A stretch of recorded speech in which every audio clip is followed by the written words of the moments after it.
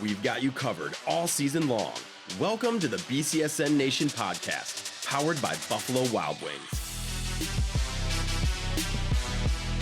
All right, here it is. Welcome to Season 3, Episode 14 of the BCSN Nation podcast, powered by Buffalo Wild Wings. You know it's coming. Let's go, Sports Bar! I am Brandon Carnes here with Mason Lowry and Justin Feldkamp. And gentlemen, we are approaching the end of the season. We have seen the end of the season for the majority of our teams here in Northwest Ohio. So now I want to know if you have a favorite game to look back on from the 2024 season. Mason, you can go first. Oh, district final. Boys soccer at Southview, St. John's, St. Francis walking it off in overtime. Ethan Heigert, a defensive midfielder guy that never scores and doesn't even play club soccer, scores twice, including the winner in OT. That was an impeccably played game. So technical, so vicious as that rivalry often is.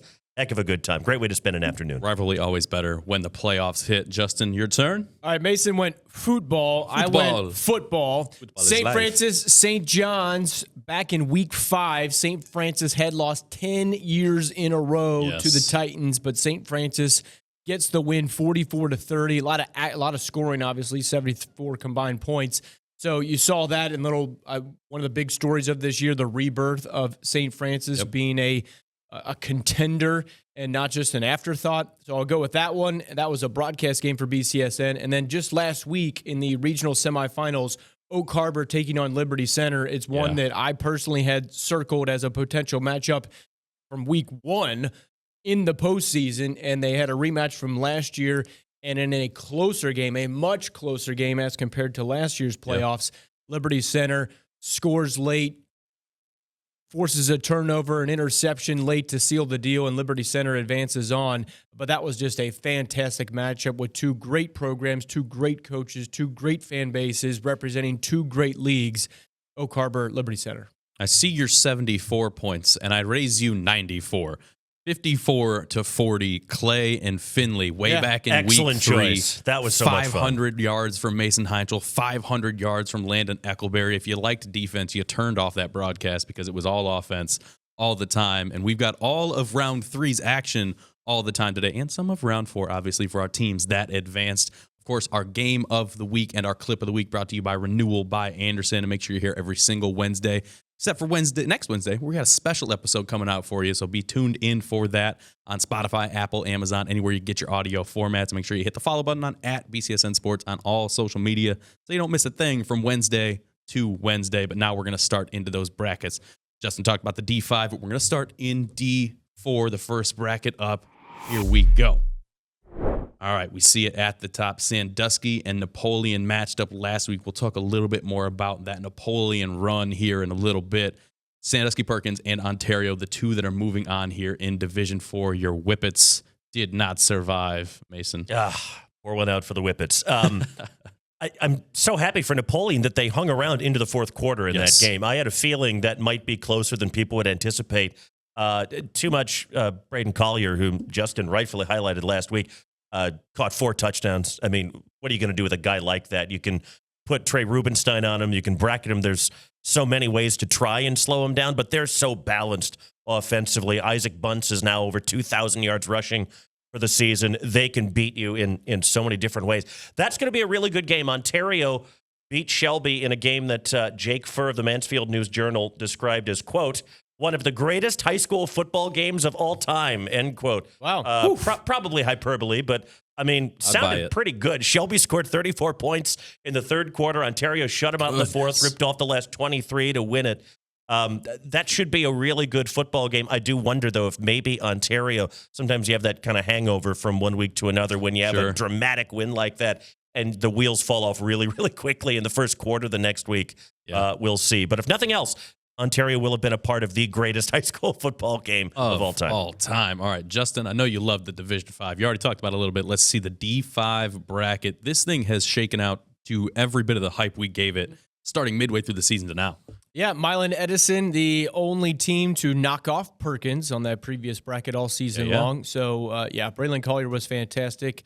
Edison has a number of guys up and down the roster. Bryson Whitmer, he's looks like a running back, but he goes out of the backfield, runs some wheel routes. He magically appears as a receiver sometimes, and defenses are caught off guard because there's been some times when he's been wide open, but he's so versatile. Abe Hermes is their quarterback, just gets the job done. More than just a game manager, he's a playmaker, but also just makes superb decisions throughout an entire game.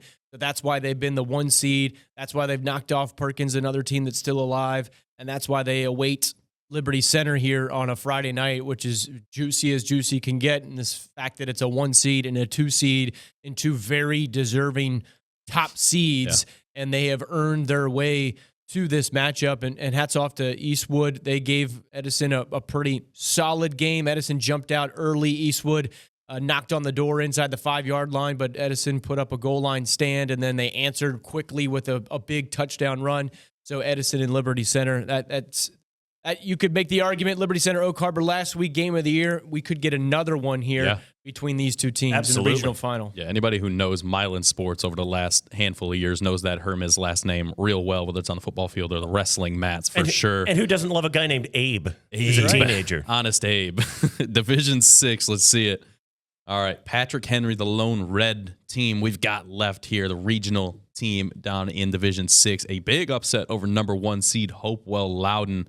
And then Ottawa Hills, we'll talk a little bit about here in a bit, fell to Bluffton to set up that 2-4 matchup in the final D6. You know, the NWOAL is kind of the ultimate, for our area anyway, iron sharpens iron conference. I mean, to go out and just lay waste to the top seed Hopewell Loudon, very, very impressive. And really shouldn't be that much of a surprise. I know you see a 4-over-1 and you think, oh, wow, that's an exceptional Patrick Henry football team. And by the way, if we can go back a few weeks, I want to point out Patrick Henry beat Evergreen 35-4, which is scoregami. Maybe that is. It has to be a scoregami. I can't help but think back to Ottawa Hills Northwood a few years ago. The final was 5-2, and we had 2 safeties in 1 quarter. The only game Mark Gibson had ever been a part of that had even 1 safety in it. That's going to be an awesome regional final. I mean, we saw what Bluffton did to Ottawa Hills. He hanged 61 points on them. That is an exceptional offensive team, as is Patrick Henry. That could be a race to 42 points. We'll see. Iron sharpens iron. We'll find out if Buffalo Wings sharpen Buffalo Wings after 30 seconds from our sponsor, B-Dubs. Mason liked that one. Sit it. Buffalo Wild Wings, buy 1, get 1 free. Boneless Thursdays saved me so much cash. I can finally do everything I've ever wanted in life, like skydiving. You ready? No, this was a mistake, a huge mistake. I want to go back. I want to go back. Go! Yeah, I'll probably just use the money I saved to get more buy 1, get 1 free boneless wings at B-Dubs. No brainer. Buffalo Wild Wings. Let's go sports bar. At participating locations, not valid with other offers or discounts. See website or app for details. All right, pull your chute and enjoy the view on the way down. We're looking back at really good seasons from both Napoleon and Ottawa Hills that came to an end. The Cinderella run for Coach 𝗦𝗫cy and the Wildcats, and then Coach Brandon Carter and the Green Bears making another playoff run that just fell, and it fell hard against Bluffton again. Yeah, I think both of these programs have a lot to be proud of. Of course, there's only 7 teams in the entire state of Ohio who finish the season on a win. Everybody else finishes with a loss. So it is difficult once you get deep into the postseason and you're just gutted, physically and emotionally when you come up short. But Napoleon dealt with some injuries. We talked about it multiple times on various BCSN platforms, whether it was the podcast or Game Day Tailgate or Game Day Nation, where Napoleon was literally up and down every single week. They would win and then lose and win and then lose and win and then lose and win and then lose. And they really needed that win in Week 10 against Southview at home. They got that necessary victory to punch their ticket to the postseason as a 13 seed, and then just ran roughshod over the first 2 opponents in the first weekend and the second weekend of the postseason.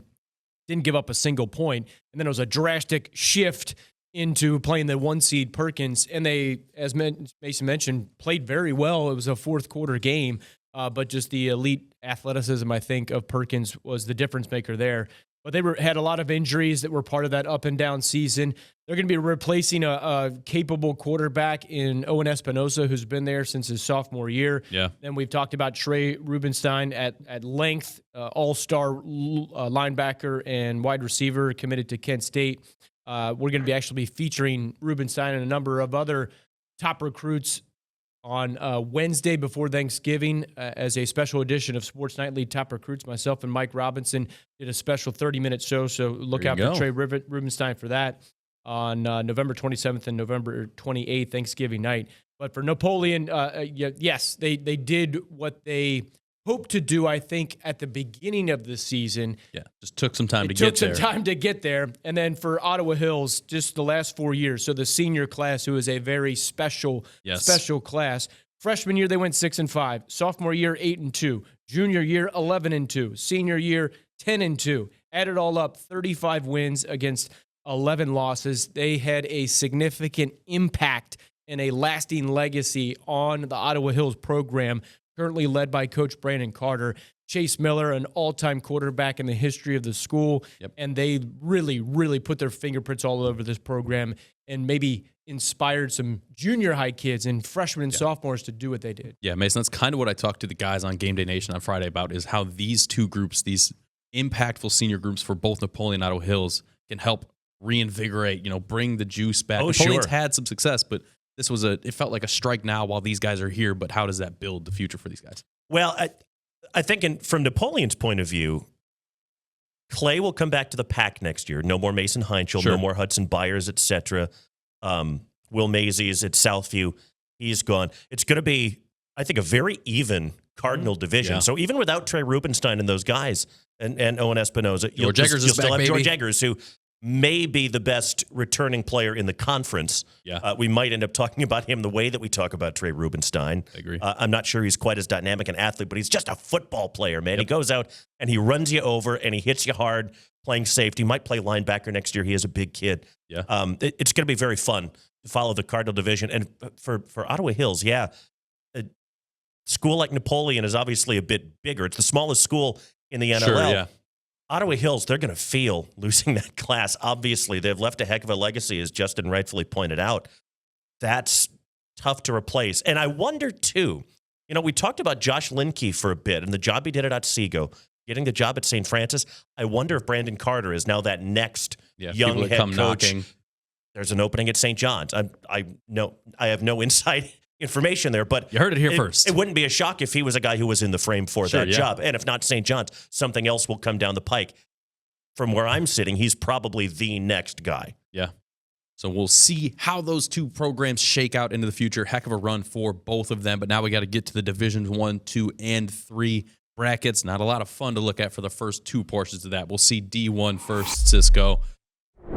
Perrysburg falls to St. Ed's. Their run through the NLL continues as they take down Findlay, Whitmer, and Perrysburg in back-to-back-to-back weeks. And then up at the top, no surprise, Mentor runs through McKinley. That'll set up Ed's and Mentor at the top of that Division 1 bracket. We'll talk a little bit about Perrysburg here shortly. Let's see the Division 2 bracket. Here we go. Highland and Anthony Wayne, the matchup that we all looked forward to last week. Again, not so great on our favor. No. Avon, right where we expected them to be, a lot like Mentor at the top in that Division 2 bracket. And then finally, Division 3.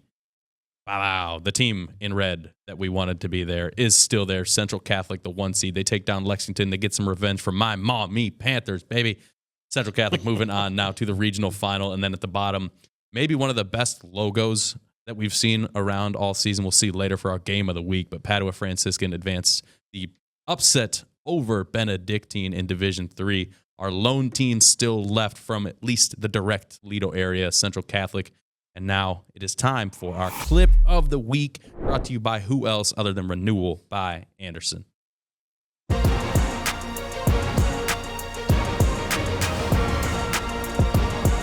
Clip of the week. We just talked about Central Catholic being alive, and Victor Singleton is alive and well and making plays. Gets big-bodied a little bit, but the hustle, looking back like we saw Raheem Brown a couple weeks ago, force the fumble, get the ball back, preserve what was at that time a shutout. There's a reason he was one of the top recruits and is being looked at by so many teams across the country. Victor Singleton is immensely talented. This isn't even to credit the interception he had earlier in the game, but look, that's a big fella. Braden Fogel's a big dude, 6'5". Victor Singleton, not 6'5". Breaking news. But the force to get up there, force the fumble, the hustle play, those are the plays. Like Coach Linkey said, that's culture. Yeah, right. That boils down to that. Yep. St. Francis coach Raheem Brown earlier in the postseason, hustling and nearly the identical yardage mark there. Yeah. That helped preserve a win. But Victor Singleton kind of mistimed his jump on the potential interception there. So he kind of made up for it with that. Didn't give up on the play. He was thinking his the teammate might have made he a slows tackle down a there, step. just a tiny little bit, thinking he might get tackled right there, but he doesn't. But he still stays after it. And then Turns on the number Jets. 2 and number 20 as well, not giving up on the play either. Yeah. So they're there to help out in a total team effort. Victor Singleton, he's got a body frame that will continue to grow, continue to get bigger. And he's only a junior. He was one of our top recruits. He'll also be on that Top Recruits Sports Nightly Special Edition show coming you up today. Victor Singleton, fun to watch. Elite athleticism.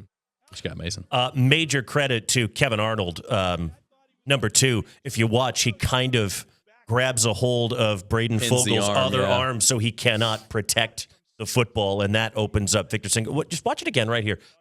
Yeah, it's right there. He just wraps and hooks that arm, and that allows Singleton to make the play. Kevin Arnold, by the way, super underrated defensive back for Central Catholic. Really, really talented guy. Singleton gets all the publicity in that secondary unit, but Kevin Arnold is one of the guys that really holds them together. And Fogel, that receiver for Lexington, D1 college prospect. Got an offer from one of the South Carolina a couple weeks ago. One of the best tight ends in America in his class. He is a legit talented dude, 6'5", 240, great hands. Yeah. He's really, really good. Yeah, when in doubt, it was a plan to chuck it up to 8. It worked out here. Victor Singleton had a pick earlier in the game to go with this forced fumble. He was exactly what you expect a 4-star recruit to be in this game. Makes up for, like you said, he's 6'5", 240. You're going to lose some of those as he starts to bulk up a little bit more. We'll see him win some of them jump balls, but huge win for Central Catholic. We mentioned it earlier. They're moving on 35-7, the win over Lexington to avenge my mommy Panthers. You want more highlights just like this, you head over to our TikTok at BCSN Sports. We've got weekly highlights and plenty more that come out on TikTok. Help us get over to 10,000 followers. But now, SSOTS.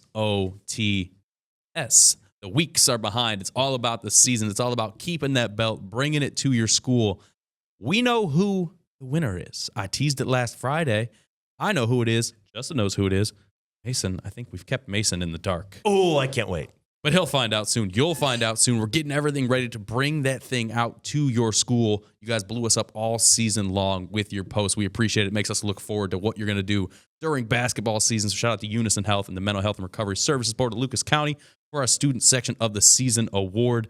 Now we're going to look back at those Division I and Division II teams we talked about earlier, Perrysburg and Anthony Wayne.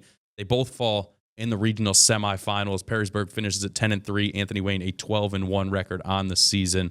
Mason, you can go ahead and talk about it first.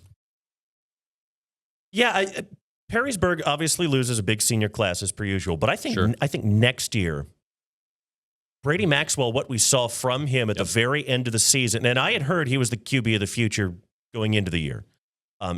He's a tremendous all-around athlete, more in the vein of, to me, like a Grant Kinney at Anthony Wayne than either of the Tackett's cousins that we've seen the last few years. Nico Walkoski came out of nowhere to really take command of the starting running back job. Reed Gherkin's going to be back next year. He's got 2 more years to anchor the offensive line.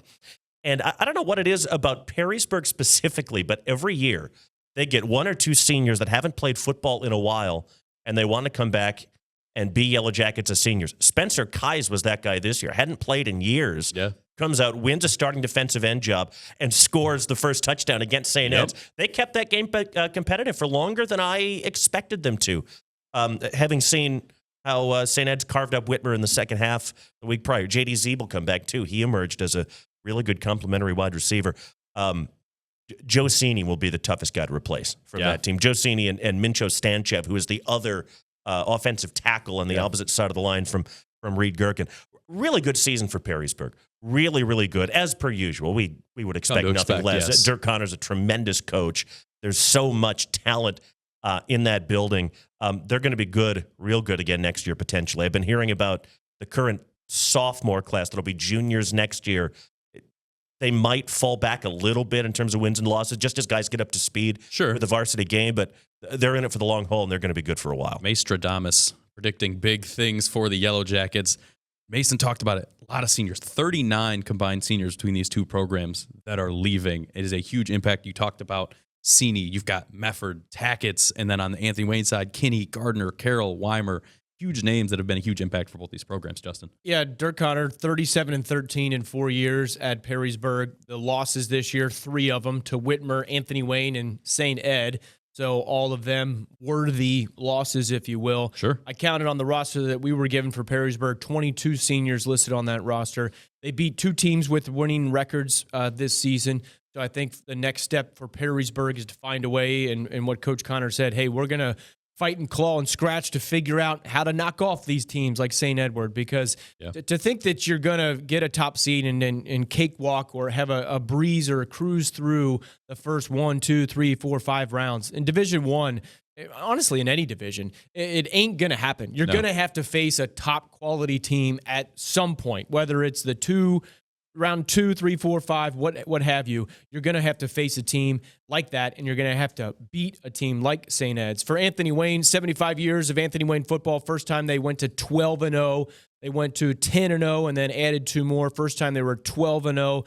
And that last week against Highland, losing the battle of the line of scrimmage. Cold cut. That's the reason why they lost. Andy Brungard said as much in the postgame interview.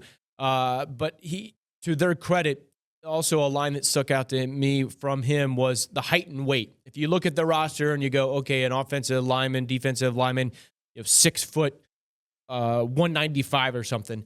Yeah. They play bigger than they actually are. And that is what leads you to getting more out of less size and getting to 12-0. But when you go up against a team like Highland, who has a running back who has 40-plus touchdowns, and an offensive line who just was going to grind it out from the first snap to the last snap, it's a challenge. And when you get behind and you got to throw the ball and you got to get outside your comfort zone offensively, schematically for Anthony Wayne, and then you throw a deep ball and it's picked off in the end zone or right at the goal line, those turnovers are so critical. Can I give a shout-out quickly to one of the Anthony Wayne seniors, Aiden Lohmeyer, a kid I respect so much, starter on the offensive and defensive line. This was the first time as a varsity football player he made it past week 2. Torn ACLs immediately as a sophomore and a junior. He was just so happy to be on the field. By the time we got to week 5, 6, every time he got to go to practice and was able to go, he was just so thankful and grateful for that. And that's a kid that I found really inspiring. Absolutely nothing to hang their heads for if you are Perrysburg or Anthony Wayne after those losses. Great seasons for both of those, but now we've got a team still alive and kicking in our Game of the Week, brought to you by Dunn Chevy in Oregon. Cisco, hit it.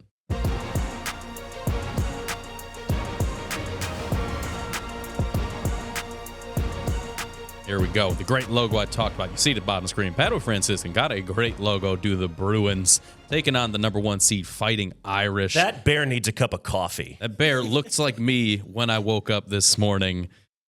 Very tired or very grumpy. Little column A, little column B. But Padua, the upset over Benedictine. Roderick Love for them, the running back, 31 carries, 254, 4 touchdowns against Benedictine to help get the Bruins here in the regional final against Central Catholic, a place where these guys just are comfortable here. They've been here. They don't know anything else for Central Catholic than being here in this game, Mason. I can't stop looking at that logo. I've cursed Mason. I'm sorry. I've derailed the whole product. Logos that go hard. So if Isaiah... Giving away future segments, dude. Come on. if Isaiah Fox can't go for Central, it's going to hinge on Ali Badoon, who I saw Central Catholic only twice in the regular season. But he came in when Isaiah was ill against St. Francis and really transformed the offense. He is more of a dual threat guy than Isaiah Fox is, I think. I don't know if his arm is quite the same, but he's really good at extending plays. He's good at moving the pocket. He is a very capable runner. Even if he's small, he's only like 5'10", not a big dude and rather slight, but really knows how to play the position. And the playbook might open up a little bit if he's the quarterback as opposed to Isaiah Fox. We know what that offensive line is capable of. We know what Tyler Morgan can do. It's all going to be about whoever's at quarterback. And if it is Ali Badoon, he seems like a guy who is built for the moment. I don't think the moment will be too big for him. I'll be really interested to see how he fares on Friday night. I mean, coming in last week, they gave him a shot. They were taking shots down the field. I mean, they jumped out to a very strong early lead, so they didn't really need to score more points. But this will be a very different test than Lexington Coach Dempsey talked about he still wants to see that execution. And if we need to talk more about Ali Beydoun, we'll get Mike Robb on the horn because he knows all about Ali Beydoun. Justin, well, he is going to start. Isaiah Fox, Coach Dempsey told me he's out, he's done, he's Breaking injured. news. What a shame. Beydoun is in. I did ask Coach Dempsey, all right, well, who's now your backup? So your third string, elevated, second string. There's no way I'm telling anybody that is what he told me. So smart man, there's a reason why he's won 5 state championships. That is a good Dempsey impression, by the way. Okay. That's not bad. It's sometimes difficult to get him to be that animated, but he gave me a good animated answer. Big Jim Mora energy. This week. Yes, it was good. So Beydoun is the man. But that video we saw earlier of that chase down play for Central Catholic, Kevin Arnold, that's a weight room play. Anybody can take their arm and go like this. That's a weight room, off-season strength. So hats off to him for that. But Tyler Morgan, Preston Frizzell, they're going to have to deliver the goods into the end zone, I think. They've won 15 playoff games in a row. Just let that sink in. 15 playoff games in a row. I think that's second to St. Edward in the state, I believe. But the guys up front, Jamarian Rushing, Tyson Werner, Kevin Harrison, Kevon Harrison, Zanaje Liggins, and Braylon Whitney. Those are the guys who are going to have to carry the load from here to Canton. If they're going to get to Canton, they're going to have to meet the big boys up front on the defensive line for anybody that is in front of them, starting with Padua Franciscan. And these are the top teams. Padua Franciscan you see as a 7 seed, not necessarily a 7 seed. If you look at the Fantastic 50 ratings, he had them as the 4th team in that region. So this is not some total mismatch in the regional final. Padua Franciscan is legit. The teams ahead of Central Catholic, who is rated 3rd, are Ursuline and Bishop Watterson. Both of those teams are still alive. So battles continue to await if the Fighting Irish get a win in the regional final. With the bracket, pairings were released yesterday. If Central wins, they'll get either Ursuline from Youngstown or Gilmore Academy. So that Bishop Watterson matchup could wait until the state final if both of those teams get there. Rematch we'll see how that year. goes exactly this Friday at 7 p.m. on the BCSN Plus app. And now it's time to go back in time. Not far this time. It's a very quick, short jump back in time. Great Scott. You see it on the graphic. Mara Scott, the greatest of Scots. She was the queen of speed in the NLL for her 4 years at Springfield, a 4-time NLL champion in multiple events. The 2023 and 2024 OHSAA 200-meter champion, 2023 OHSAA 100-meter champion. She was dominant in her entire time at Springfield. She's taken that out to the West Coast. She is a USC Trojan now, so we're wishing her good luck in her first season over at USC, one of the top female athletes of the BCSN era, Mara Scott. We'll be right back after 30 seconds from Buffalo Wild Wings. I've saved so much money enjoying Buffalo Wild Wings BOGO half-off traditional wing Tuesdays. I can finally afford everything I've ever wanted in life. Wings. All I ever wanted was more wings. So yeah, buy one, get one half-off traditional wings is the perfect deal for me and my lifetime yearnings. I value it more than literally anything. Buffalo Wild Wings. Let's go sports bar. At participating locations, not valid with other offers or discounts. See website or app for details. I value my games list more than literally anything. Let's see it. Cisco, here we go. Only 3 football games left to put up here for you. We talked about Padua Franciscan and Central Catholic. We talked about Ontario taking on Perkins and Liberty Center, Milan Edison. All those on the BCSN Plus app. But it's hockey time, TOL. Orlando, the Sun Bears, right? Yeah. Solar Bears. Solar Bears. What another great sweet name. logo. Another great sweet logo. Giant polar bear with a hockey stick around his neck and then sunglasses. Yeah, you want great logos. Find the Bruins, the Bears of all sorts. They'll be at home. The Walleye will taking on the Solar Bears all weekend. You can catch those on BCSN at 7, and then 5 o'clock, a little early showing on Sunday. That is everything you can expect this weekend, gentlemen. One of those matchups up there that sticks out to you. Outside of the Liberty Center, Edison. Yeah. All those have potential to be fantastic games, and we'll have it all covered for you. We got overtime, Game Day Nation. Not enough teams involved to keep a 3.5-hour show on the marks, but we will have really overtime test the guys at if we did that. 10:30. So we'll have highlights of that one. Plus, we got UT and BG volleyball in the MAC tournament at BG, so we'll have coverage of that. High school girls hoops begins as well on Friday night. We got plenty coming up, and plus, Justin's Ohio Bobcats taking on the Rockets tonight in the Glass Bowl. We'll have a special 20th anniversary Thanksgiving pre-episode next Wednesday on BCSN audio format, so look out for that. Until then, follow at Justin Felcat, at @MLowry, BCSN, and at BCSN Sports on every platform. And then, of course, hit us up next Wednesday for that special 20th anniversary episode. We're out of here.